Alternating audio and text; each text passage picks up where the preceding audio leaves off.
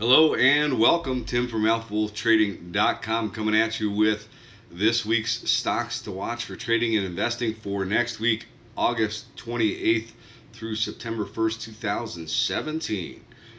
So look, last several weeks I have been pretty cautious on the markets and feel as though the markets are guilty until proven innocent. And in my book, they still have not proved themselves innocent. We have several sectors and several indexes that are below key levels, below key moving averages, price support, stuff like that. And not a whole lot changed last week. I mean, we had a little bounce, but I'm still not convinced that the markets are not out of trouble. We're heading into September, October, which typically are the weakest months of the year for the market, and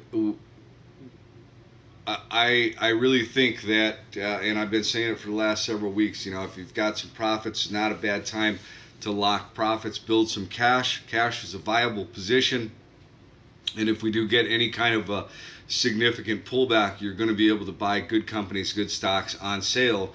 You won't be able to do that if you don't have any cash available. So we're going to go over some stocks that are coming up with earnings next week. That's primarily the list I have put together for this video. I will be doing the pro member stocks to watch and market wrap video for the pro members just after this and get that out. So let's go ahead and take a look at what's happening over there in the market from an economic data standpoint next week, and then we'll go ahead and take a look at this list of stocks to watch on my radar from earnings that are coming up.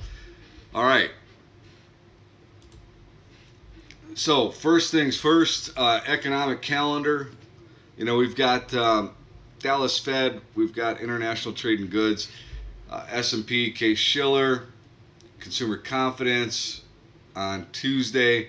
On Wednesday, we've got mortgage applications. You know, and one of the things that we saw this week was new home sales and existing home sales, and both missed. And I don't think that's necessarily a great thing for the economy, right? And a big issue was price of the home. So maybe we're getting a little rich on valuation with home pricing, and that could slow down some of that home buying that's going on out there. So something to keep in the back of your mind. ADP employment report, GDP, we get on Wednesday. Petroleum status report, which is always interesting. And that could be, you know, impacted. It'll be interesting to see what happens. Hopefully none of you are in Texas. If you are in Texas, I hope you're safe and all is well. But you know, this hurricane, pretty big deal down there in Texas. We'll see how that impacts oil and you know, the petroleum status report, if at all. Might be early for that, but I'm sure it will impact it at some point. Jobless claims, Chicago PMI, comfort index, pending home sales index, motor vehicle sales on Friday, PMI manufacturing, ISM, construction spending, and consumer sentiment. So we got quite a bit of economic data that's coming out next week that could impact the markets. I think the other thing that will be interesting to see what is happening is how this hurricane impacts the markets. But so we've got some stuff to watch on that front. Going through my scans on sectors, I can tell you that one of the sectors that is pretty interesting is shipping. Hold on one second. All right, sorry about that interruption there, but so shippers look pretty interesting. Some oil and gas related names actually look fairly interesting. Had a little bit of a pop on Friday. Transportation, airlines specifically, had a little bit of a bounce on Friday. But a lot of those sectors still look guilty till proven innocent, specifically transportation sector. So the stocks that are really on my focus for this week, at least from an earnings standpoint, are the ones that have the green boxes around them. We'll go through those in a couple of minutes. And then there's some other ones that have interesting. I'm either interested to see how they report for potentially some sympathy plays within the sector, or just interested to see how they react after their earnings. So let's go ahead and get right into the stocks that are on the focus list here. So this AVAL, which I believe reports, let me pull this up. Hold on, get this out of the way. AVAL, I believe, reports Tuesday after the close. Pretty interesting look here on this. You know, if you back this out to the weekly time frame, this is a big area that it's trying to break through, and it broke through it on Friday. See if maybe there's a red to green continuation. They report Tuesday after the close. I don't know that I would want to hold this into earnings, but I think it's worth having on the radar for a potential trading opportunity. So it had this weird little spike here, spike down, and then wound up recovering, and then breaking out over $9. So maybe look for a pullback to $9 on Monday and see if you get a red to green move up to about $9.50 or so. Like I said, I don't think I would hold it into earnings.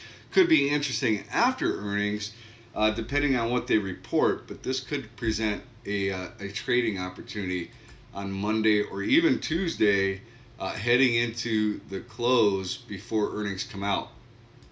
Hanes Celestial reports on Tuesday before the open. Now this one is interesting from a different standpoint, right? We're looking at a potential pullback to support. So we'll see how it does on Monday. It did have a little bit of a bounce on Friday. It is oversold. You know, this is kind of a turnaround story here. Hanes got beat up for a little bit, and now that Amazon is buying Whole Foods, there was some concern there. But this is, potentially could pull back and test this $38 area as support. You got the 200-day there, and you've got some price support there. Now there is a gap to fill down to this 35.89 area, or $36, let's just call it. Pull down to say 36. That could be a gap fill and a bounce there. I think you probably want to wait until after earnings on this one. It does have resistance of an overhead trend line somewhere around $43. If these guys report and give good guidance, we could see a gap and then a test of that 43 and change, and maybe take out that trend line. You could take out that trend line. Potentially, there is a gap to fill up here on Hanes up into the $50 area. So I think this one, it's only got 101 million shares in the float. Could be interesting to keep an eye on. Probably after earnings, look for some type of a trade depending on how they report their earnings. EXA reports Monday after the close, and this is pretty thin stock. Only 12 million shares in the float. Traded 18,000 shares on Friday, so not a lot of liquidity there. What's interesting about it is that it's kind of been basing between these two areas, right? Between 1320 and say 1450, and it just had a little bit of bounce off of the 1320 area. It is approaching overbought. If these guys report good earnings, give good guidance, potentially you take out that trend line, you take out 1450, which has been an area of resistance. If they miss, then you're likely going to see a pullback to 1320 or even lower, right down to the 1250 area. So another one that you probably want to keep and want to look to maybe take it after earnings, and you want to see some volume, right? This would be a very difficult trade to take with only 18,000 shares trading in a day. So this is one that has an interesting setup. We do have a range between 1320 and the 200-day around 1450. but we don't have a lot of liquidity there. So that makes it a tough trade. If it gets some real volume on a break over 1450 though, could be a scalp opportunity there. So worth keeping it at least on the radar. They report Sienna. They report after the or before the close or before the open on Thursday, and it just busted below the 200-day moving average. And what it also did was close this gap. Now, had a little bit of a bounce off of price support, $23, right off of this trend line here, right? Bounced right off that trend line. So coming up into this 200-day as potential resistance. So last time they reported earnings, that was this gap up right here. Got up to about 27 and change, and since has been pulling back. Now, they gave good guidance on that last earnings call. So if they come in where they were expected to come in, or they beat or raise, you could see a pretty nice pop in Sienna. Now, this one actually could be interesting for, to take a little lotto position heading into earnings, right? If I like this one potentially as a long-term hold, and if I were to take a little lotto position heading into earnings, and they miss and wind up pulling back to another area of price support, I may look to add to that position. So I haven't really decided yet on CN. I like the fact that it just closed that gap and got a little bit of a bounce at price support.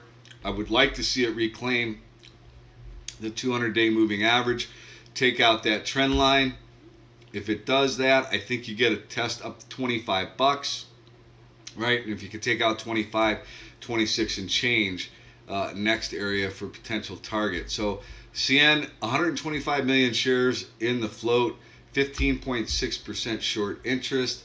I think it's worth keeping an eye on either prior to, see if it gets any action heading into earnings, or maybe look to take it after earnings if they have another good number.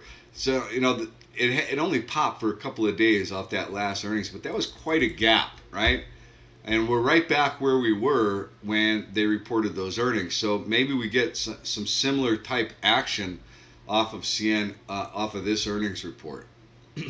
That's why I'm suggesting maybe just taking a little lotto position ahead of earnings. All right. OLLI, which is a discount outlet stores. I'm not crazy about retail, but I have to tell you, this is a pretty darn good looking chart. Lower left, upper right, pulling back, sitting on top of the 50-day moving average, sitting on top of potential price support. Pretty good looking setup there. May want to wait till after earnings. Could be an opportunity for a trade there. 42 million shares in the float, 16.5% short interest. You take out $46, you're taking out basically all-time highs. I think it's worth at least having on the radar for a trade opportunity. It could be intraday, and they report Tuesday after the close. Take a look at AMSWA. So this is American Software Inc. It's kind of got an interesting look. Coming up into an area of price resistance right now. If they miss, then likely they're going to come back down and test this $9 area. It's kind of consolidating right here, right below the 50-day moving average. It is overbought. And this is another one that has a pretty thin float, right, and light liquidity when it comes to volume per day. 43,000 shares traded hands on Friday. So pretty thin one. If it gets any kind of real volume, maybe you look for a trade opportunity in this one. I think potentially you get a test up to 10, maybe even 1050, where we've got some price resistance in the 200-day moving average. They report Monday after the close, and probably more of just a day trading opportunity if you've got some real volume there. If you don't get any volume, tough to take the trade. All right, let's take a look at the next one, NTNX. They report Thursday after the close. Really got a good looking setup here on the daily. It's building lower left to upper right, broke the long-term trend line back here. Matter of fact, it gapped up off of there, pulled back to support at all these moving averages. You got the 50-day and 50 EMA, 50-day, and the 100 EMA, and you've got the 200-day just overhead. You're flirting with a $22 holla. This could get some action heading into their earnings report. Take out 25 bucks. You've got a potential gap to fill. Likely going to have some resistance at that 200-day, 23 and change. You know, like I said, Thursday after the close, maybe this moves into earnings. I wouldn't hold it through earnings unless it's just a small lotto piece after you've already locked some profits. Goldman Sachs put a $31 price target on this one in July. So pretty interesting looking technical setup on NTNX. See if maybe we get some action heading into earnings, and then possibly see how it responds after earnings. Keys is one that is reporting. Where are you? Wednesday after the close. So it just broke below the 50-day moving average. But you know, if you look at it, lower left, upper right, they did an offering at $35 per share. Sitting right on top of the 100 EMA. Maybe this continues and pulls back into the $39 area where we have some price support and also have a trend line. We've got the 200-day down there. Maybe that's an area for a bounce. Possibly wait to see, you know, we could continue to drift on down here into the earnings, and then after the earnings you get a bounce. So worth keeping an eye on Keys. They only got 148 million shares in the float, and could be one to watch for next week off earnings. All right, CTLT consolidating right here at the 50-day moving average. We've got price support at basically $34. That's the 100 EMA. Pretty interesting looking setup on this one as well. Now this is a specialty generic drug company, which is surprising because that sector has been pretty beaten up. If you back this out to the weekly time frame, you're sitting right. I mean, you got a nice, beautiful cup with handle formation. This $34 holding as support. This one reports Monday after the close. Could be interesting. Only 61 million shares in the float, so it's a pretty small floater. And let me back this out and make sure, but I think that's all-time highs that we would be looking at if it breaks out over, you know, $40, $39. That would be all-time high. So worth keeping an eye on CTLT. Pretty good looking setup on that daily. NCS building systems pulled back, broke below the 200-day, pierced the lower Bollinger Band, bounced back a little bit. They report on Tuesday after the close. 16 appears to be an area of support, potentially looking for that to break back over this trend line, head back up into the $17, $18 area. Kind of been trading between 16 and 18, so maybe we look to head back up to the 18 off of earnings. 39 million shares in the float, 206,000 shares traded hands. Could be an interesting one for a day trading opportunity after earnings, maybe even a potential swing depending on how earnings look. WDAY, beautiful potential flat top breakout here. Right, waiting on earnings. They report, so that NCI reports Tuesday after the close. Workday reports Wednesday after the close. You know, kind of been trading between $97 and $106. So worth keeping an eye on this. It's been trading in this range for a while. If it can take out 106, I think you're hitting all-time highs. Only 86 million shares in the float and 15% short interest, so it could get interesting there. Titan pulled back to the 200-day moving average. This one reports Thursday before the open. It's got kind of an interesting look, right? Need to hold this area of price support in that 200-day. Maybe we get a nice little bounce, go back up and test in the $19 range, where there should likely some resistance there. But this one also 15.31 million shares in the float, 9% short interest, extremely oversold. And at an area of potential support for a bounce. So I think this one could be worth watching into earnings, which are Thursday before the open, or potentially after earnings if they put out a good number. And the last one, SMTC, pulled back, broke below the 100 EMA, hit an area of price support around $35, and had a little bit of a bounce. This one is reporting Wednesday after the close. Lower left, upper right, I mean, it is in a nice trend, and this could be an area of support down around 35 bucks or so. Maybe we drift down, we come test that area again, and then break higher. It's a semiconductor name, and that is one sector actually that is really trying to hang in there. And Marvell reported good earnings on Friday, last week. I think that helped the sector a little bit, but still, as I said before, markets are still guilty until proven innocent. So keep that in mind. Look, if you like what I do here, come check us out over at alphawolftrading.com. Much more for the pro members. Go through complete market wrap, sector watch, stocks to watch, specific trade plans for individual stocks. This week, just put out a trade plan on RRTS, I think it was. But come check it out. All right. Hey, have a fantastic weekend. Be safe. Have fun. I hope McGregor kicks Mayweather's ass. And if that isn't politically correct, I'm sorry. I just think it would be pretty cool. All right. Have a fantastic weekend, and I'll see you all next week.